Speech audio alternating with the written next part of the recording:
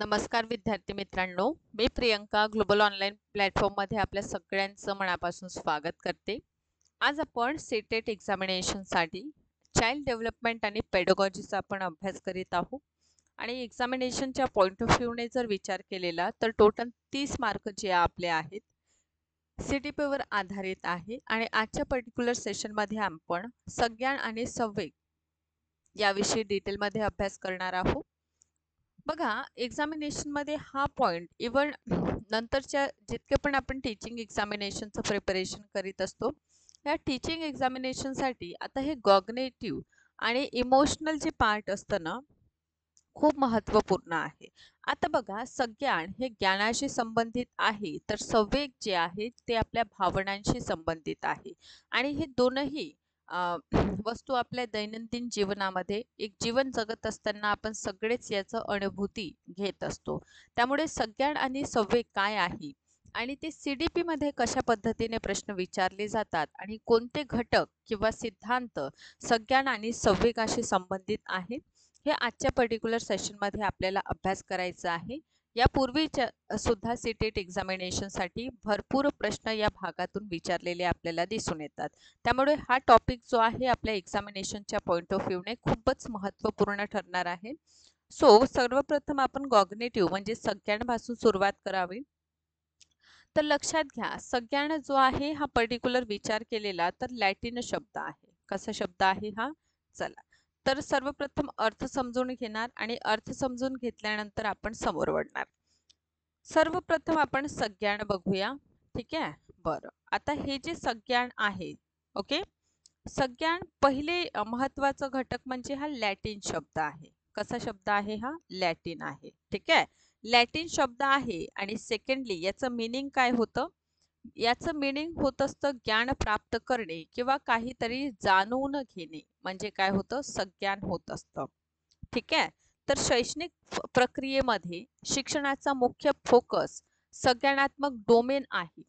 या क्षेत्रात शिक्षण मानसिक क्रियाकलापाशी संबंधित आहे, ज्यामध्ये पर्यावरणाची माहिती मिळवली जातं. त्यामुळे या क्षेत्रात अनेक उपक्रम असतात जे माहिती मिळवल्यापासून सुरू होतात आणि शिकवणाऱ्या मेंदूपर्यंत चालू राहतात. या सूचना श्रवण किंवा पाहण्यांच्या स्वरूपात असतात.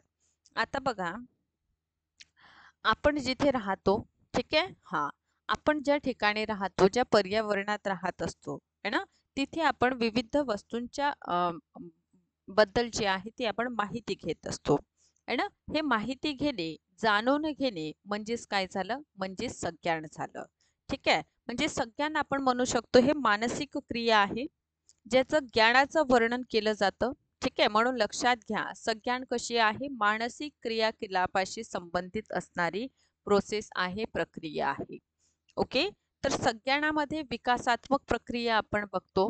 संज्ञानाविषयी आणखीन डिटेल जाणून घेण्यासाठी आणि सोबतच जे स्टुडंट CTET एक्झामिनेशनचं प्रिपरेशन करीत आहे अशा सगळ्या विद्यार्थ्यांसाठी पेपर 1 आणि पेपर 2 अशा दोनही पेपरचं कंप्लीट कोर्स ग्लोबल ऑनलाईन प्लॅटफॉर्मवर अवेलेबल आहे. आणि या कंप्लीट कोर्समध्ये आपल्याला डेली व्हिडिओ लेक्चर्स प्रोव्हाइड केले जातात. नोट्स अवेलेबल आहे. टेस्ट आहे, 50 पेक्षा अधिक टेस्ट आपल्या प्रॅक्टिससाठी आहे. फुल सिलेबस MCQs आहे. आणि सीटेटच्या दोनही पेपरची फीस आहे 3000 रुपये. याला जॉईन करण्यासाठी आजच प्ले स्टोअरवरून ग्लोबल ऑनलाईन ॲप डाउनलोड करा. आणि बघा, हे ऑफिशियल्स नंबर्स आहे. या ऑफिशियल्स नंबर्सवर तुम्ही कॉन्टॅक्ट करू शकता. किंबहुना जर आपल्याला फक्त एकच पेपर आपण टार्गेट करीत आहात तर पर पेपर फीज मात्र 2000 रुपये आहे.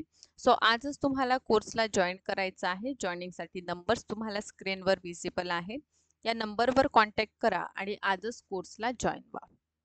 समोर आपण बघतो की स्टार्टन संज्ञानात्मक रचना बाह्य वातावरणामुळे विखुरलेली असतं असं म्हटलेलं आहे. प्रभावीपणे आणि सोयीनुसार काम करण्याची क्षमता हिलगार्ड यांच्या म्हटलेलं आहे. आकलन म्हणजे एखाद्या व्यक्तीने स्वतःबद्दल, त्याच्या ज्ञानाबद्दल, त्यांच्या व्याख्यांबद्दल, स्वतःबद्दल समज धारणा मिळवणे म्हणजे संज्ञान आहे. तर संज्ञानाविषयी आणखीन आपण बघूया. बघा, संज्ञान म्हणजे काय है ना. तर संज्ञान म्हणजे काय? ज्ञान प्राप्त करणे किंबहुना एखाद्या वस्तू घटना याविषयी जाणून घेणे म्हणजे संज्ञान होत असतं. ठीक आहे. याचा अर्थ आपल्या आजूबाजूच्या परिसरात आपल्या आजूबाजूच्या लोकांशी आपण काय करीत असतो? नॉलेज घेत असतो, त्यांना जाणून घेत असतो. याचा अर्थ संज्ञान कशी प्रक्रिया आहे? तर संज्ञान ही मानसिक प्रक्रिया आहे. ठीक आहे. सेकंडली आपण बघतो की हे एक विकासात्मक प्रक्रिया आहे. संज्ञान कशी प्रक्रिया आहे? विकासात्मक प्रक्रिया आहे. का बरं? यामध्ये एक पर्टिक्युलर व्यक्तीमध्ये बदल आपल्याला दिसून येतं है ना. याचा अर्थ संज्ञानाच्या माध्यमातून काय होणार?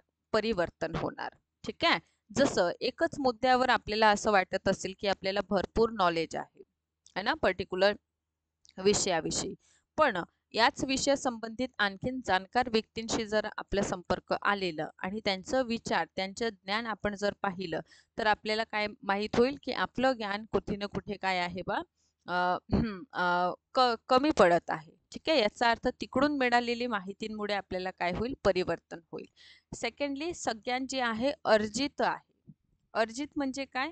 आता बघा, जन्मापासून मृत्यूपर्यंत आपण विविध गुण अर्जित करीत असतो, खूप काही शिकत असतो है ना. जन्मापासून तर मृत्यूपर्यंत अनेक ज्ञान आपण संपादन करीत असतो. याचा अर्थ संज्ञान काय आहे? अर्जित आहे है ना. संज्ञानामुळे काय होत असतं? आपल्यामध्ये चिंतन, एखाद्या घटनेविषयी विचार करण्याची क्षमता आपली वाढते. एखाद्या घटनेला आठवण्याची क्षमता आपल्यामध्ये वाढते, म्हणजे स्मृतीचाही विकास होतो आणि काही आपले पूर्वीचे जे अनुभव आहे ना, प्रिव्हियस जे एक्सपिरियन्स आहे, याचं सुद्धा संज्ञानामध्ये महत्त्वपूर्ण भूमिका आपल्याला दिसून येतं. ठीक. आता हे तर झालं संज्ञान. आता संज्ञानावर काहीतरी घटक परिणाम करतात का? ठीक आहे. तर संज्ञानावर आपण बघतो की घटक परिणाम करतात, जसं की वंशानुक्रम आहे ना. हा, काही गोष्टी आपल्याला वंशानुगत मिळालेली असतात, जसं बुद्धी है ना. हा, ठीक आहे. काही विद्यार्थी बघा है ना, त्यांच्या आई वडिलांच्या जी बुद्धिमत्ता आहे याचा परिणाम त्यांच्यावर होतो. आपलं इन्व्हायरमेंट कसं आहे, आपण कोणत्या वातावरणात मोठं होतो, याचं सुद्धा एक परिणाम पडतं. आपलं वय काय आहे ना, वयानुसार आपल्याला विविध अनुभव मिळतात आणि या अनुभवाचा वापर आपण विविध पातळींवर करत असतो. म्हणजे विद्यार्थ्यांचं वय जे आहे ते सुद्धा संज्ञानावर परिणाम करीत असतं आणि यासोबतच शिक्षा म्हणजे आपलं एज्युकेशन हे सुद्धा संज्ञानावर परिणाम करणारा एक महत्त्वपूर्ण घटक आपल्याला दिसून येते. ठीक आहे. तर हे पर्टिक्युलर आपण जाणून घेतलेलं आहे संज्ञान याविषयी. ओके. सो नेक्स्ट वन आपण बघणार आहोत इमोशन. ठीक आहे. तर इमोशन हा शब्द इमोशनचा हिंदी प्रकार आहे. पर्टिक्युलर जर विचार केलं, इमोशन हा लॅटिन भाषेतून आलेला इमोवेअर पासून हा शब्द तयार झालेला आहे आणि इमोशन जिथे आपण बघतो याचा अर्थ उत्तेजित होणे असतं. काय असतं? उत्तेजित होणं. काय होणं? उत्तेजित होणे म्हणजेच काय झालं? म्हणजेच आपल्याला दिसून येईल संवेग झाला, भावना झाल्या. ठीक आहे. तर भावना व्यक्ती पहा कसं असतं, त्यामुळे भावनेला व्यक्ती उत्तेजित अवस्था असे म्हणतात. अशा प्रकारे संवेग ही शरीराला उत्तेजित करणारी प्रक्रिया आहे. काय म्हटलं? पहा, संज्ञान काय आहे? शारीरिक आहे. संज्ञान काय आहे? मानसिक आहे. तर आपण इथे बघत आहोत की संवेग जे आहे ते शारीरिक उत्तेजना देणारी क्रिया आहे. ओके. असा प्रश्न यापूर्वी सुद्धा विचारलेला आहे. माणसाला दैनंदिन जीवनात सुख दुःख भीती राग प्रेम मत्स्य द्वेष इत्यादी अनुभव येतच असतो है ना. हा, तर ह्या सगळ्या काय आहे? माणसाच्या भावना आहेत. तर याला आणखीन व्यवस्थितरित्या आपण समजून घेऊया. बघा, आता इथे आपण संवेग विषयी जाणून घेत आहोत. संवेग काय आहे? संवेग म्हणजे भावना. ठीक आहे. जे आपल्या अंदर असतं याला इंग्लिशमध्ये इमोशन म्हणतात. काय म्हणतात? इमोशन याला असं म्हणत असतात. ठीक आहे. तर फर्स्ट ऑफ ऑल हा शब्द जो आहे ना लॅटिन पासून आलेला आहे. ठीक आहे. बरं, आता ठीक आहे, लॅटिन पासून आलेला आहे इथपर्यंत तुम्हाला कळलेलं आहे. ठीक आहे. तर यातूनच आपण बघतो की संवेग जे आहे याचा अर्थ का होतं तर उत्तेजित होणे. काय करणं? उत्तेजित होणे. ठीक आहे. हा, आता उत्तेजित होणे यामध्ये आपण बघतो की याचेही काही कॅरेक्टरिस्टिक्स आहे. म्हणजे जे आपण इमोशन बघतो, तर इमोशन जे आहे त्याचं सुद्धा आपल्याला विशेषता दिसून येतात. आता हे विशेषता सुद्धा आपल्याला काय करायचं आहे, अभ्यासायचं आहे. ठीक आहे. बर, आता विशेषतांमध्ये बघा, अ, संवेग भावना जी आहे ना ते क्षणिक आणि अस्थिर असतात. कशा असतात? क्षणिक असतात आणि अस्थायी असतात. आता क्षणिक का बरं? मला सांगा, जर तुम्हाला अचानकपणे काय आलेला आहे, राग आलेला, आणि रागाच्या भरात जर तुम्ही समजा एखाद्याला मारलं, ते क्षणिक प्रक्रिया आहे. ठीक आहे. त्याच्यावर तुमचं कंट्रोल आहे का? अजिबात नाही. ठीक आहे. जसं आपलं राग, माणसाचं अँगर बघा. ठीक आहे. अँगरवर आपलं कोणाचंच काही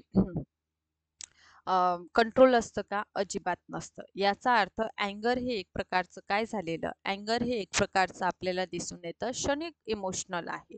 म्हणजे तो काही काळापर्यंत आपल्याला दिसून येतं आणि काही काळानंतर तो काय होऊन जात असतं, तो बिलकुल नष्ट होऊन जातं. बरोबर ना? सो अशाच प्रकारे लक्षात घ्या की संवेग जे आहे, इमोशन जे आहे, भावना ज्या आहेत, ते काय असतं, क्षणभराच्या असतात. म्हणजे थोडा आपल्याला राग आलेलं आणि रागाच्या भरात आपण काय म्हणजे खूप जास्त राग आहे, काहीही बोलतो आपण है ना, कोणतीही कृती करतो, भांडे फेकतोय ना, तर हे काय आहे, क्षणिक असतं ही है ना. आता जर आपल्याला राग आलेला, तर मला सांगा, रागाच्या भरामध्ये विचार शक्ती आपली चांगली असेल की लॉस होणार विचारशक्ती? ऑब्व्हियसली आपण रागामध्ये योग्यरित्या नाही करू शकत कोणतेही विचार. म्हणून संवेग जे आहे विचारशक्ती लीप करीत असते किंवा लोप करीत असते. ठीक आहे. याचा अर्थ संवेग जे आहे ते क्षणिक आहे, म्हणजे थोडा वेळ आपल्याला राग येतो आणि रागाच्या भरात आपण काहीही करतो. ठीक आहे. यामुळे काय होतं, आपलं विचार करण्याची जी कॅपॅसिटी आहे त्याचं लोप होत असते. ठीक आहे. आता रागाच्या भरात एखाद्याला मारण्याचं सुद्धा आपण काय करतो, विचार करतो है ना. हा, त्यामुळे काही विचार न करता काहीही बोलणे, शीघ्रता करणे, हे गुण आपल्याला कुठे दिसून येतात, विशेषता दिसून येतात संवेगाची, है ना. हा, तर संवेग हे जे आहे ना, एक प्रकारचं म्हणू शकतो आपल्या अंतर्गत सुख आहे, दुःख आहे, या भावनांशी रिलेटेड आपल्याला संवेग दिसून येतात. ठीक आहे. बरं, आता हे तर झाले मॅडम संयोग, है ना. तर या संयोगाचे काही प्रकार पडतात का? तर हो, संयोगाचे जे आहे प्रकार आपल्याला दिसून येतात. त्यामुळे इथे लिहून घ्या, संवेग याचे प्रकार. ठीक आहे.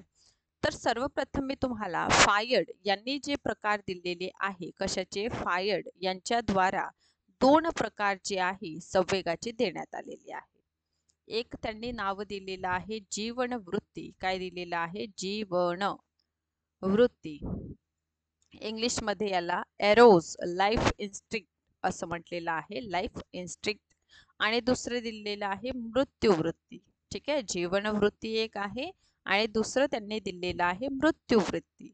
ठीक आहे. तर जीवनवृत्ती म्हणजे काय? जे जगण्याला प्रोत्साहित करतं, जसं प्रेम आहे, सपोर्ट म्हणजे सहयोग आहे, आपलं हॅपीनेस आहे ना. तर हे काय झालं, इथे लिहून घ्या वाटल्यास, की प्रेम झालं, सहयोग झालं है ना, आपलं हसणं है ना, हा म्हणजे खुश राहतो आपण है ना, हे सगळं काय झालं, जीवन वृत्ती झालं. याला एरोस, लाईफ इन्स्टिंक्ट असं इंग्लिश मध्ये म्हणतात. काय म्हणतात याला? एरोस, लाईफ इन्स्टिंक्ट असं याला म्हणतात. सेकंडली आहे मृत्यूवृत्ती. याला जे आहे ना थालाडोस, डेट एक्स्टिंक्ट असे इंग्लिश मध्ये म्हणतात. ठीक आहे. तर यामध्ये काय येईल, जसं जलन आहे ना, हा, ईर्ष्या आहे, क्रोध आहे ना, याला काय म्हटलेलं आहे पहा. दुसऱ्याला जडतो आपण, हा, एखादी समजा सीटेट एक्झामिनेशन आपल्या पहिलेच कोणी पास केली आणि आपण अभ्यासच करत आहोत, तर आपल्याला बघा त्याच्यापासून काय होईल, जडण होईल. हा कसा पास झाला, मी तर नाही झाली, अशा प्रकारचं. ठीक आहे.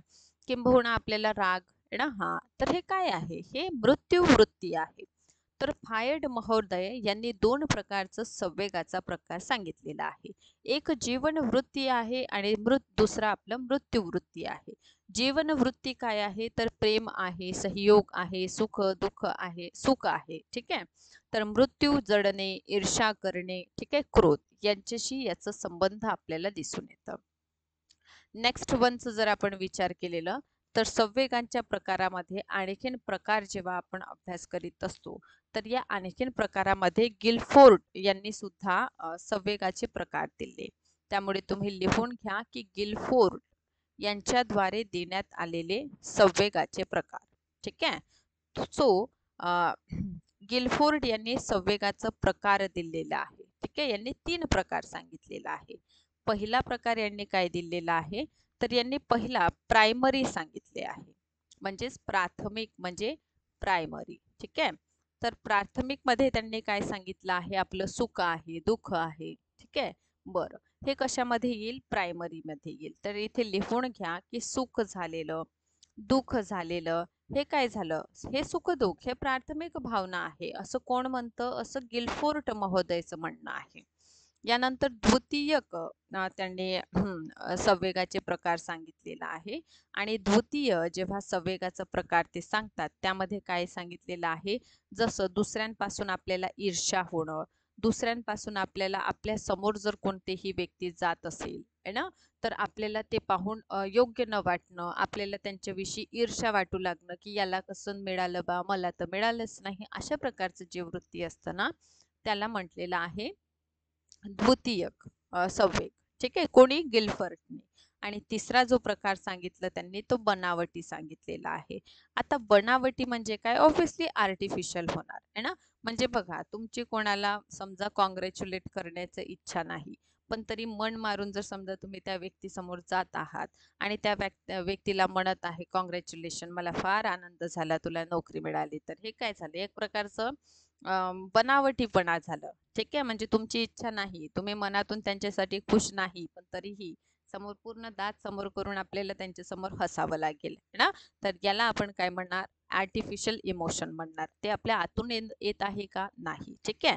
तर हे कोणी दिलेलं आहे, गिलफर्ट यांनी हे आपल्याला दिलेलं दिसून येतं. ठीक आहे. गिलफर्ट महोदयांनी संवेगाचे प्रकार सांगितलेले आहे. किती सांगितले बा, 3. एक प्राथमिक आहे ज्यामध्ये सुख दुःखांचं सांगितलेलं आहे. द्वितीयक आहे ज्यामध्ये दुसऱ्यांसोबत आपली जी ईर्ष्या असतं, जलन असतं, यांचा भाग आहे. आणि तिसरा भाग म्हणजे बनावटी आहे. ठीक आहे. बरं, इथपर्यंतचा टॉपिक क्लिअर आहे. तर यानंतर आपण काय बघतो, नेक्स्ट भागामध्ये आपण बघतो श्री जजोग यांचा असा विश्वास आहे की अनुभूती म्हणजे जे आपलं संवेग आहे, ठीक आहे, सॉरी, संज्ञान आहे आणि जे आपलं संवेग आहे ना, हे परस्परांपासून काय आहे, स्वातंत्र्य. आणि सीटेट एक्झामिनेशनच्या 2018च्या क्वेश्चन पेपरमध्ये हा प्रश्न सुद्धा विचारलेला आहे. कारण बघा, आतापर्यंत जितके पण महोदय किंवा जितके पण आपण ऑथर्स किंवा जे पण लेखक आहेत यांचा अभ्यास करतो, त्या सगळ्यांनी म्हटलेलं आहे की सगळं जे संज्ञान आहे किंबहुना जे संवेग आहे हे एक दुसऱ्यांपासून जुळलेलं आहे असं सगळेच म्हणतात. पण श्री जाजोग महोदय काय म्हणतात, तर हे म्हणतात की संवाद आपलं संज्ञान झालं किंबहुना संवेग जे आहे ते एकमेकांशी कोणत्याही प्रकारे कोरिलेटेड नाही, हे परस्परांपासून इंडिपेंडेंट आहे, अशा प्रकारचं यांचं म्हणणं आपल्याला दिसून येतं. ठीक आहे. तर इथपर्यंत भाग तुम्हाला क्लिअर आहे. बरं, सो बघा, भावना ही उत्तेजित व्यक्तींची अवस्था आहे. ट्रेव्हल्स म्हणतात भावना ही सजीवांची गुंतागुंतीची अवस्था आहे, जी काय आहे, शारीरिक बदलाची स्थिती आणि तीव्र भावनेमुळे विशिष्ट प्रकारे वागण्याची प्रवृत्ती दर्शविते. जे एस रॉय यांच्या मते भावना ही चैतन्याची अवस्था आहे ज्यामध्ये राग तत्व प्रबळ असतो. जार्सिल्ट यांच्या मते भावना ही कोणत्याही प्रकारचा आवेग, भटकणे आणि उत्तेजनाची अवस्था आहे. तर विविध विद्वानांनी विविध काय दिलेलं आहे, व्याख्या, डेफिनेशन ज्याला आपण म्हणतो ते दिलेलं आपल्याला दिसून येतं. तो यामध्येच आपल्याला जेम्स लॉन्जे यांचं सिद्धांत दिसून येतं. याला जेम्स लॅन्जे थेरी असं म्हणतात. ठीक आहे. तर हे थेरी काय म्हणते, जेम्स लॉन्जेची थेरी काय म्हणतं, तर यांचं प्रतिपादक कोण आहे, विलियम जेम्स आणि कार्ल लँग, हे काय आहे, जेम्स लॅन्जे थेरीचे प्रतिपादक आहे. हा सिद्धांत मान्य काय करतो, तर भावना आणि शारीरिक प्रतिसाद कारण आणि परिणामाशी संबंधित आहे. आता रक्तदाब वाढणे, घाम येणे, चेहरा कोरडा पडणे, हृदयाचे ठोके वाढणे, शारीरिक प्रतिक्रिया आपल्या शरीरात अचानक होणाऱ्या बदलाशी संबंधित आहे. पहा, तुम्हाला हे जे गोष्टी यांनी सांगितलेली आहे ते मी तुम्हाला थोड्या उदाहरणाद्वारे सांगते. ठीक आहे. 1880 मध्ये आपण बघतो काय बघतो, जेम्स लांजेचा सिद्धांत आलेला, जेम्स लॉन्जे सिद्धांत. ठीक आहे. तर हे जेम्स लॉन्जे सिद्धांत काय म्हणतं, तर यामध्ये आपण बघतो, फॉर एक्झाम्पल तुम्ही काय केलं, अचानकपणे घरात साप आलेला बघितलं है ना. तर साप जर बघितलं तर मला सांगा, साप बघितल्या बघितल्या तुम्ही काय कराल, फिजिकल ऍक्टिव्हिटी करणार किंवा फिजिकल काय करणार, ऍक्शन करणार. Yes or no. ऑब्विसली साप बघितला की पटकन पडणार आपण. आता पडणे हे काय झालं, पडणार की नाही तुम्ही, हा सगळेच आपण पडणारच ऑब्विसली है ना. तर बघा, फिजिकल ऍक्टिव्हिटी करणार. आता फिजिकल ऍक्टिव्हिटी म्हणजे काय, पडूनच जाऊ आपण तिथून. ठीक आहे. बरं, म्हणजे आपण काय केलं, सापाला बघितलं आणि फिजिकली ऍक्शन केलं है ना. फिजिकली ऍक्शन करणे म्हणजे काय, पडून जाणं. ठीक आहे. पण नंतर आपल्या लक्षात येतं की मी का बरं पडालो. ठीक आहे. म्हणजे आपल्याला काय झालं, अनुभूती झाली, म्हणजे भावना आपली जागृत झाली की आपण भेलो बा, म्हणजे आपण काय केलं, भिवून गेलो आणि भीतीमुळे आपण काय झालो, तिथून पडून आलो. समजलं. म्हणजे यामध्ये आपण काय करणार, व्यवहार पहिले करणार. व्यवहार म्हणजे काय, तर फिजिकल ऍक्शन, हे लक्षात घ्या, हेच येतं पेपरमध्ये. फिजिकल ऍक्शन जे आहे ते आपण सर्वप्रथम करणार आणि त्यानंतर आपलं संवेग जे आहे, म्हणजे इमोशनल सहानुभूती जे आहे, इमोशनल अनुभूती जी आहे ते नंतर होणार. म्हणजे साप बघितला तर चटकन आपण पडून जाऊ, आणि पडणं हे फिजिकल ऍक्शन आहे, आणि नंतर आपल्याला रिअलाइज होणार की आपण सापाला बघितलं आणि सापाला पाहून आपण भेलो, आणि भेल्यामुळे आपण काय झालो, पळालो बा म्हणून. म्हणजे आपल्याला अगोदर भावना येईल नाही, आपण पहिले फिजिकल ऍक्टिव्हिटी करू, असं कोण म्हणतं, जेम्स लांजे म्हणतात. कोण म्हणतात, जेम्स लांजे म्हणतात.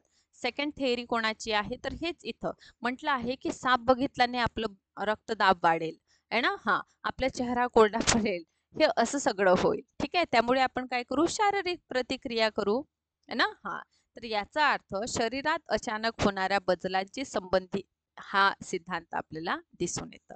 यामध्ये सर्वप्रथम स्टिम्युलेशन. स्टिम्युलेशन म्हणजे काय, तर स्टिम्युलेशन म्हणजे तुम्हाला काहीतरी दिसलं बा, आणि दिसल्यानंतर तुम्ही काय केली, कृती केली है ना. हा, त्यानंतर तुम्हाला अनुभूती झाली की आपण पळालो का बरं, भेलो म्हणून. ठीक आहे. केनन आणि बार्ट यांचं सिद्धांत बघा, याला जे आहे ना, हायपोथेलस सिद्धांत असं सुद्धा म्हणतात. आता बघा काय आहे हा सिद्धांत, वॉल्टर केनन आणि फिलिप बार्ड यांनी जेम्स लँग सिद्धांतांच्या विरोधात दिला. ठीक आहे. कॅनन आणि बार्ट यांच्या मते भावना आणि शारीरिक प्रतिसादाचा कारण आणि परिणामाचा कोणताही संबंध नसतो, असं कोण म्हटलेलं आहे, तर कॅनन बार्ट यांनी म्हटलेलं आहे की जे आपण करत आहोत ना, फिजिकल ऍक्शन असो किंवा इमोशनल पार्ट असो, ह्या दोघांचंही कोरिलेशन नाही. ओके. कोणत्याही उत्तेजन भावनेला प्रतिसाद देतात. यामध्ये उत्तेजना आणि संवेग घटनेसह एकाच वेळी कार्य करते है ना. हा, तर यांना म्हणायचं आहे की जसंच आपण काय केलं, साप बघितलं, ठीक आहे, तेव्हा आपण काय करू, शारीरिक परिवर्तन करू. आता शारीरिक परिवर्तन म्हणजे काय, आपलं हृदयाचे ठोके धडधडणे है ना. हा, शारीरिक अनुभूती झाली तर आपल्याला काय होईल, भीती वाटेल है ना, आणि भीती वाटल्यामुळे आपण काय करणार बा, पडणार, असं सांगितलं आहे. कोण, तर केनन आणि बार्ड महोदयने. ठीक आहे. बरं, यानंतरच्या भागात आपण स्केचर सिंगर सिद्धांत बघतो. तर हा जे सिद्धांत आहे, गतीचा दुहेरी घटक सुद्धा म्हणतात याला, टू फॅक्टर थेअरीच्या नावाने सुद्धा ओळखलं जातं. आणि यामध्ये जे आहे, सर्वप्रथम आपण फिजिओलॉजिकल ऍक्टिव्हिटी करतो है ना, आणि दुसऱ्या स्टेजमध्ये आपण सज्ञान, म्हणजे आपल्याला सज्ञान होणं पण आवश्यक असते की आपण ते का बरं करत आहोत. तर अशा प्रकारची हे फॅक्टर सिद्धांत थेअरी स्केटर आणि सिंगर महोदयाने दिलेली दिसून येतं. ठीक आहे. तर अशा प्रकारे आजच्या पर्टिक्युलर सेशनमध्ये आपण अत्यंत महत्त्वपूर्ण एक भाग, आणि सीटेट एक्झामिनेशन किंवा अन्य टीचिंग एक्झामिनेशन मध्ये हा भाग खूप महत्त्वपूर्ण आहे, आणि या भागातून भरपूरसे प्रश्न आपल्याला एक्झामिनेशन मध्ये येताना दिसून येतात. सेकंडली, सेशनला अशाच प्रकारे बघत राहा. सेशनला लाईक करा, शेअर करा, चॅनलला सबस्क्राईब करा. आणि यावर्षी सीटेट एक्झामिनेशन जर आपण टार्गेट करीत आहात तर त्यासाठी कंप्लीट कोर्स सुद्धा अवेलेबल आहे. या कोर्सला जॉईन करा, जेणेकरून येणाऱ्या एक्झामिनेशनमध्ये आपल्याला याचा फायदा होईल आणि एक्झाम आपण टार्गेट करणार. Thank you so much.